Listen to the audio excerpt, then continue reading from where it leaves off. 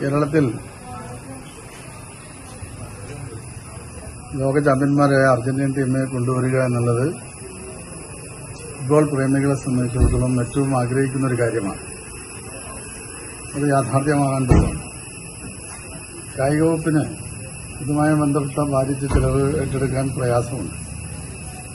അതുകൊണ്ടാണ് നമ്മൾ സ്പോൺസറുമായി ബന്ധപ്പെട്ട് ഈ കളി നടത്താൻ തീരുമാനിച്ചത്. ഇന്ന് സ്പോൺസർ അവർക്ക് ആവശ്യമായ മാച്ച് ഫീ അയച്ചു എന്നാണ് അറിയിച്ചിട്ടുള്ളത്.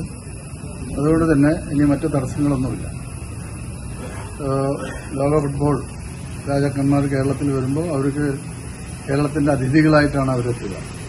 അവർക്ക് ആവശ്യമായുള്ള സൗകര്യങ്ങൾ ഒരുക്കുക എന്നുള്ളത് ഗവൺമെന്റ് ബാധ്യതയാണ്. അത്തരം കാര്യങ്ങളിലേക്ക് നമ്മൾ കടന്നിട്ടുണ്ട്. അതോടൊപ്പം തന്നെ കളിയുമായി ബന്ധപ്പെട്ട വേദികൾ ഏതാണെന്നുള്ളത് നമുക്ക് തീരുമാനിക്കേണ്ടതുണ്ട്. 2 വേദികളാണ് ഇപ്പോൾ നമ്മുടെ കയ്യിലുള്ളത്. അപ്പോൾ ആ ഒരു കാര്യം കൂടി നമ്മൾ പരിശോധിച്ചതിന് ശേഷം അവരെത്തും. ഈ അടുത്ത ആഴ്ചയോ അതിന് തൊട്ടടുത്ത ആഴ്ചയോ അവർ കേരളത്തിലെത്തും. ജനറൽ ഫുട്ബോൾ മാനേജ്മെന്റുമായി സംയുക്ത പ്രസ്താവന നടത്താനാണ് നമ്മൾ തീരുമാനിച്ചത്. അപ്പോൾ ഇതെല്ലാം കളിക്കാരുണ്ടാവും. അത്തരം കാര്യങ്ങളൊക്കെ തന്നെ ഒരു അർജന്റീൻ ടീം മാനേജ്മെന്റ് തന്നെ നമ്മൾ അറിയിക്കും. അതുവരെ നമ്മൾ കാത്തിരിക്കും. ആ 2 വേദികളെ അതൊന്ന് കൊച്ചിയും തിരുവനന്തപുരമാണല്ലോ നമുക്ക് കളിക്കാൻ പറ്റുന്ന 2 വേദികൾ.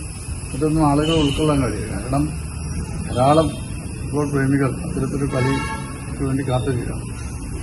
അവരെ ഉൾക്കൊള്ളാൻ കഴിയുന്ന ഒരു വേദിയാണ് നമുക്ക് വേണ്ടത്. അപ്പോൾ അത്തരത്തിലുള്ള വേദി നമ്മുടെ കയ്യിലുണ്ട്. അത് ഏതാണെന്ന് ഒന്ന് തിരുവനന്തപുരം ഒന്ന് കൊച്ചിയുമാണ്. അതിലേതെങ്കിലും ഒന്ന് നമ്മൾ സെലക്ട് ചെയ്യേണ്ടതുണ്ട്. തീർച്ചയായും ആ കാര്യങ്ങളിലേക്ക് നമ്മളിപ്പോൾ കടന്നിട്ടുണ്ട്. ഇതിന്റെ പരിശോധനകൾ ഇപ്പോൾ കായിക വകുപ്പ് നടത്തിക്കൊണ്ടിരിക്കുകയാണ്. അത് പൂർത്തീകരിക്കുമ്പോൾ നമ്മൾ എഞ്ചിനീയറിംഗ് റിപ്പോർട്ടിന്റെ അടിസ്ഥാനത്തിൽ കാര്യങ്ങൾ ചെയ്യും.